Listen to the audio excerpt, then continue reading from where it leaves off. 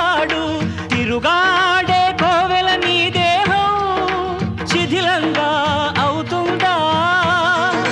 పిలిచినంతనే పలికే దైవం మూగైపోతాడా? బాబా సాయి బాబా,